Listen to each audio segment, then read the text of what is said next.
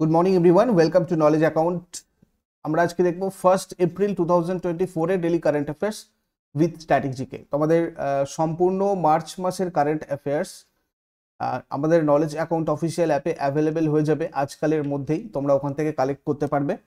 আর আজকে সন্ধ্যাবেলা তোমাদের 6টা থেকে 300 জিকের যে ম্যারাথন ক্লাসটা হওয়ার কথা ছিল শনিবার, যেটা একটু প্রবলেমের জন্য হয়নি, তো আজকে তোমাদের 6টা থেকে আমি ম্যারাথন ক্লাসটা করিয়ে দেবো। তোমরা সবাই এটার লিঙ্ক এই ভিডিওর কমেন্ট বক্সে পাবে, অথবা টেলিগ্রাম চ্যানেল আমাদের যেটা রয়েছে সেখানে পাবে। আর নতুন চ্যানেলে KA স্টাডি যে চ্যানেলটা রয়েছে, সেই চ্যানেলে তোমাদের আজকে 7টা থেকে এক নজরে ভারতের বাঁধ নিয়ে আলোচনা করা হয়েছে। এখানে পুরো স্ট্যাটিক জিকেটা কভার করা হচ্ছে। তোমরা WBP KP স্ট্যাটিক জিকে বলে একটা প্লেলিস্ট পাবে KA স্টাডি চ্যানেলে, এবং সেখানে তোমরা আজকের এটা ক্লাস নাম্বার 4 বা আগের যে ক্লাসগুলো সবকটাই একসাথে পাবে। অবশ্যই সবাই ওটা ফলো করো, কেননা তোমাদের পুরো স্ট্যাটিক জিকেটা ওখানে কভার করা হচ্ছে। নতুন ক্লাস আর পুরনো ক্লাস, মানে এই দুটো ক্লাসের রুটিন যারা নতুনরা যারা রয়েছে একবার দেখে নেবে। ডেইলি ফ্রি ক্লাসেসের মধ্যে তোমাদের থাকছে সকাল 6টায় কারেন্ট অ্যাফেয়ার্স, 7টার সময় তোমাদের নতুন চ্যানেলে daily WBP KP special GK series topic বা চ্যাপ্টার ওয়াইজ, 8:30টার সময় ডেইলি ম্যাথের ক্লাস নলেজ অ্যাকাউন্টে, 10টার সময় daily GK class knowledge account, 11টার সময় ইংলিশ ক্লাস। আজকে তোমাদের একটা বাংলার ক্লাস হবে এখানে। তোমরা যারা পঞ্চায়েত নিয়োগের জন্য প্রস্তুতি নিচ্ছ, তোমরা আজকে বাংলার ক্লাস এখানে করতে পারবে। সিলেবাস ভালো করে এখানে দেখে নেবে। 7টার সময় তোমাদের জিকে স্ক্যান, এই জিকে স্ক্যানের বদলে আজকে তোমাদের ম্যারাথন ক্লাসটা হচ্ছে নলেজ অ্যাকাউন্টে। আর উইকলি কারেন্ট অ্যাফেয়ার্স তোমাদের নতুন চ্যানেলে KA স্টাডিতে হচ্ছে প্রত্যেক শনিবার। অলরেডি আগের উইকে একটা কারেন্ট অ্যাফেয়ার্স দেওয়া হচ্ছে, যারা দেখোনি অবশ্যই দেখে নিও। আর উইকলি জিকে ম্যারাথন এটা শনিবারে হয়, বাট এই শনিবারটা যেহেতু হয়নি, এই সপ্তাহে জিকে স্ক্যান সোমবারে, ওটার জায়গায় তোমাদের আজকে এই ক্লাসটা হবে। কেমন? আর PDF তোমরা ইবুক সেকশন থেকে পাবে, ডেসক্রিপশন বক্সের লিঙ্ক আছে। এই ব্যাচটা KP WBP পুলিশের ব্যাচের জন্য তোমাদের একটা ফাউন্ডেশন ব্যাচ। তোমরা চাইলে এটাতে জয়েন করতে পারো। এই নাম্বারে যোগাযোগ করে নাও। এখানে তোমাদের syllabus wise chapter wise class চলছে with test series, chapter wise এবং ফুল লেন্থ। এছাড়া প্রিলিমিনারি ইন্টিগ্রেটেড ব্যাচ চলছে WBPSC ক্লাসশিপ, তোমরা এটাতেও জয়েন করতে পারো। ডিটেলস জানার জন্য এই হোয়াটসঅ্যাপ নাম্বারে যোগাযোগ করো। যে কোনো ভিডিওর টাইটেলে ক্লিক করলে ডেসক্রিপশন বক্স আসে, ওখান থেকে তোমরা সব লিঙ্ক পেয়ে যাবে। তারপরে অ্যাপে এসে ক্লাস করতে পারবে। যদি কোথাও অসুবিধা হয় হেল্প চ্যাট সেকশন অথবা এই হোয়াটসঅ্যাপ নাম্বারে তোমরা যোগাযোগ করে নিও। প্রথম প্রশ্ন আজকে যেটা দেখবো আমরা, বিশ্বের প্রথম ওম আকৃতির মন্দির উদ্বোধন করা হয়েছে কোথায়? এটা ওম আকৃতির একটা মন্দির, কোথায় উদ্বোধন করা হয়েছে? রাজস্থানে। বিশ্বের প্রথম এটা ওম আকৃতির এই ধরনের একটা মন্দির, যেটা রাজস্থানের পালি জেলার জাদান গ্রামে উদ্বোধন করা হয়েছে। এই মন্দিরটা একটা আইকনিক আকারে ডিজাইন করা, বিশ্বের প্রথম মন্দির। ওম আকার মন্দিরটা জাদান গ্রামে 250 একর বিশাল বিস্তৃতি জুড়ে বিস্তৃত। টোটাল 250 একর জায়গা নিয়ে রয়েছে মন্দিরটা, এবং এই মন্দিরটা নাগারা শৈলী অনুসরণ করে। নাগারা যে স্থাপত্য শৈলী হয় মন্দিরের, সেই শৈলী এটা অনুসরণ করে থাকে। উত্তর ভারতীয় মন্দির যে স্থাপত্যগুলো রয়েছে তাদের প্রধান বৈশিষ্ট্যগুলো অনেক সময় তোমাদের SSC-তে চলে আসে, একবার দেখে নাও। এখানে থাকে একটা শিখর। শিখর হচ্ছে মন্দিরের সবচেয়ে উঁচু টাওয়ার। আমি তোমাদের একটা ছবির সাহায্যে দেখাচ্ছি, আপাতত এটা দেখো। এটা সাধারণত পিরামিড আকৃতির হয় এবং উপরের দিকে একটা টেপার হয়।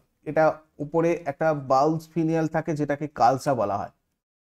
নাগারা মন্দিরগুলো সাধারণত একটা বর্গক্ষেত্র বা আয়তক্ষেত্রাকার পরিকল্পনায় নির্মিত হয়, আর শিখরটার কেন্দ্রে রয়েছে। নাগারা মন্দিরের দেওয়াল সাধারণত পাথর বা ইট দিয়ে তৈরি হয়, আর নাগারা মন্দিরগুলোতে স্তম্ভগুলো সাধারণত জটিল নকশায় খোদাই করা হয়। ঠিক এই ধরনের দেখতে নাগারা স্থাপত্য শৈলী, যেটাকে আমি বলছি। এখানে একটা তোরণও থাকে, তোরণটা মন্দিরের প্রবেশদ্বার, এই যে প্রবেশদ্বার, এবং এগুলো সাধারণত পাথর বা কাঠের তৈরি, আর ভাস্কর্য আর ত্রাণ দিয়ে সজ্জিত করা হয়।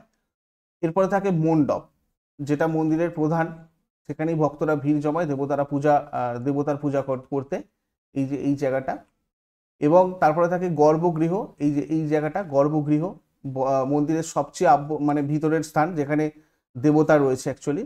এবং এটা একটা ছোট অন্ধকার কক্ষ, যেটা শুধুমাত্র পুরোহিতদের জন্য আর কি অ্যাক্সেস যোগ্য, যেখানে শুধুমাত্র পুরোহিতরা থাকতে পারেন।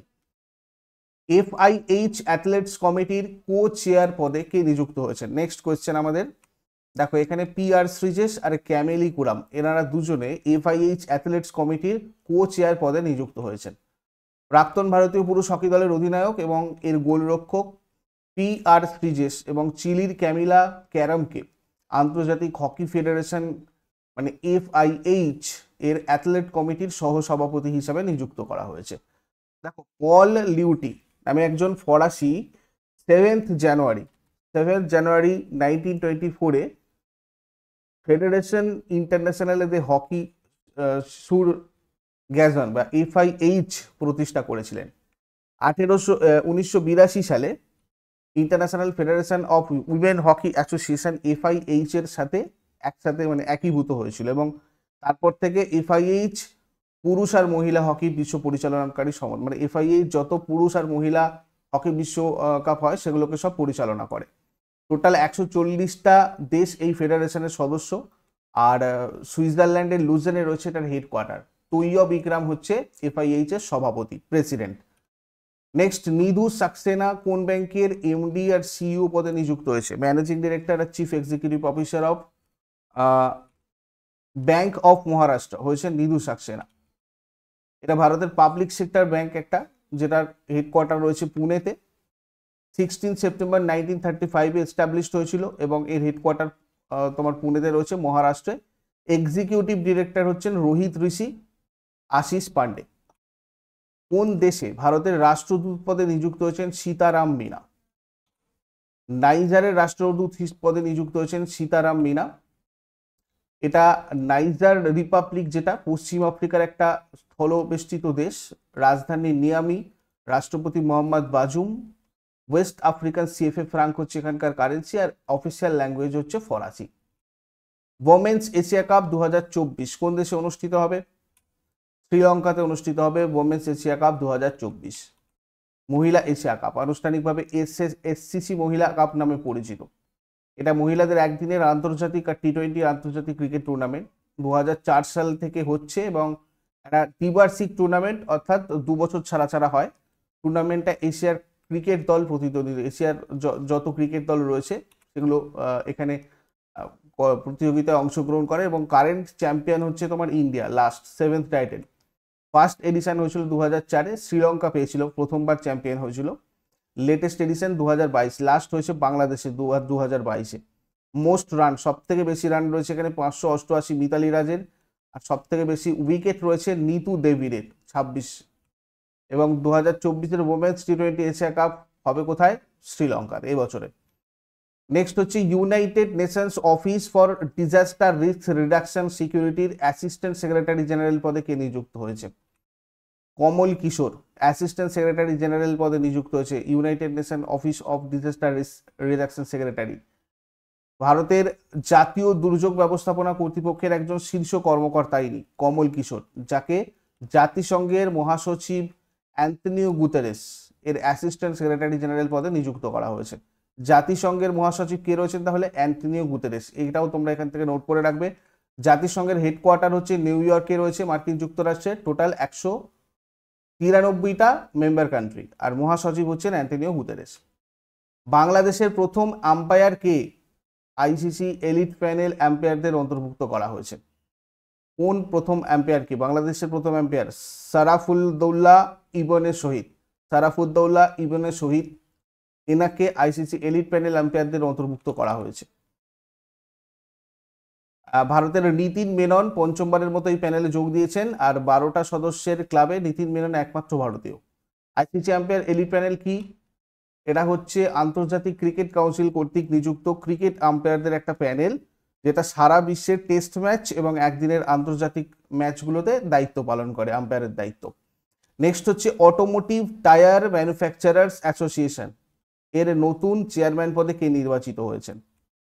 Arnab Banerjee automotive tyre manufacturers অ্যাসোসিয়েশনের নতুন চেয়ারম্যান পদে নির্বাচিত হয়েছেন। এটা হচ্ছে 1975-এ সেট আপ হয়েছিল এই অটোমোটিভ টায়ার ম্যানুফ্যাকচারার্স। এটা একটা representative body of the automotive tyre industry in India. 2024 Swiss open badminton চ্যাম্পিয়নশিপে পুরুষ একক বিভাগে কে জিতেছে? লিন চুন ই 2024 সুইস ওপেন ব্যাডমিন্টন চ্যাম্পিয়নশিপে মেন সিঙ্গেলস ক্যাটাগরিতে জিতেছে। লিন চুন ই তাইওয়ানের একজন ব্যাডমিন্টন প্লেয়ার, ইনি চাইনিজ তাইবেই প্রতিনিধিত্ব করেন। 19 থেকে 24 মার্চে খেলাটা হয়েছিল, এটা 61st এডিশন ছিল। টোটাল প্রাইজ মানি তোমার $2,10,000 US। ভেনু হচ্ছে তোমার জ্যাকব সেলে, সেন্ট জ্যাকব সেলে, এটা সুইজারল্যান্ডের বাসেলে রয়েছে, এখানে হয়েছে খেলাটা। 2024 ফ্রিজ ওপেন ব্যাডমিন্টন চ্যাম্পিয়নশিপে মহিলা একক বিভাগে কে জিতেছে? ওমেন সিঙ্গেলস জিতেছে ক্যারোলিনা মারিন, ইনি স্প্যানিশ ব্যাডমিন্টন প্লেয়ার। এরপরে আগের দিনের হোমওয়ার্কগুলো সবাই মিলিয়ে নাও। হৃৎপিণ্ড কোনটি দ্বারা আবৃত থাকে? এটা হয়ে যাবে পেরিকার্ডিয়াম। আলেকজান্ডার ভারত আক্রমণ করেছিলেন যখন, তখন মগধের রাজা ছিলেন ধননন্দ। আর আজকে তোমাদের জন্য কোয়েশ্চেন্স থাকবে, গান্ধী সাগর অভয়ারণ্য কোথায় অবস্থিত? সালাল জলবিদ্যুৎ কেন্দ্র কোথায় অবস্থিত? এগুলো তোমরা শেষকালে কমেন্টে জানাও। চট করে আগের দিনেরগুলো কুইক রিভাইজ করে নেবো। যারা যারা লাইভে রয়েছে অ্যান্সার করার চেষ্টা করো। 31 মার্চ 2024 কোয়েশ্চেন্স আমাদের কি ছিল? ন্যাশনাল ডিজাস্টার রেসপন্স ফোর্সের নতুন চিফ পদে কে নিযুক্ত হয়েছেন? পীযূষ আনন্দ। স্পেশাল প্রোটেকশন গ্রুপ এর ডিরেক্টর জেনারেল পদে কে নিযুক্ত হয়েছেন? এস সুরেশ। কোন দল আইপিএল ইতিহাসে সবচেয়ে বড় দলীয় স্কোর করেছে? সানরাইজার্স হায়দ্রাবাদ। জম্মু ও কাশ্মীর এবং লাদাখ হাইকোর্টের অতিরিক্ত বিচারক হিসাবে কাকে নিযুক্ত করা হয়েছে? বিচারপতি মোহাম্মদ ইউসুফ বানি। নিম্মু পাদম দারচা সড়ক কোন দুটি রাজ্যকে সংযুক্ত করেছে? লাদাখ আর হিমাচল প্রদেশ। সম্প্রতি কোন রাজ্যে কল্যাণ চালুক্য বংশের 900 বছরের পুরনো কন্নড় শিলালিপি পাওয়া গেছে? তেলেঙ্গানা। এয়ার ট্রান্সপোর্ট অ্যাওয়ার্ড 2024-এ airline of the year award পেয়েছে কোন কোম্পানি? এখানে পেয়েছে ইন্ডিগো। সম্প্রতি খবরে আসা গুলাল গোটা একটি ঐতিহ্যবাহী কোন শহরের উৎসব? ঐতিহ্যবাহী উৎসব, এটা হচ্ছে তোমার জয়পুর, রাজস্থানের জয়পুরের একটা। কোন উপসাগরীয় দেশ প্রথমবারের মতো মিস ইউনিভার্স প্রতিযোগিতায় অংশগ্রহণ করবে? সৌদি আরব। আন্তর্জাতিক শ্রম সংস্থার রিপোর্ট অনুযায়ী ভারতীয় বেকারদের মধ্যে কত শতাংশ যুবক? 83%। আন্তর্জাতিক সুখ দিবস কবে পালিত হয়? 28 মার্চ। বিশ্ব জল দিবস কবে পালিত হয়? ওয়ার্ল্ড ওয়াটার ডে 22 মার্চ পালন করা হয়। এগুলো ছিল তোমাদের আগের দিনের কোয়েশ্চেন্স। ইউজফুল বলে মনে হলে লাইক করো। যারা প্রতিদিন সকাল 6টার সময় ডেইলি কারেন্ট অ্যাফেয়ার্সের আপডেট পেতে চাও তারা নলেজ অ্যাকাউন্টকে সাবস্ক্রাইব করে বেল আইকন প্রেস করে অলে ক্লিক করে রাখো। আমাদের টেলিগ্রাম চ্যানেলের নাম হলো নলেজ অ্যাকাউন্ট, তোমরা ওখানে জয়েন করে রাখো যারা যারা জয়েন নেই, কেননা অন্যান্য ক্লাসের নোটিফিকেশনগুলো তোমাদের ওখান থেকেও চলে যাবে, তোমরা ওখান থেকে পেয়ে যাবে এবং প্রত্যেকটা ক্লাস অ্যাটেন্ড করতে পারবে। নেক্সট ক্লাসে কথা হচ্ছে আবার সবার সাথে। Thank you so much, have a great day.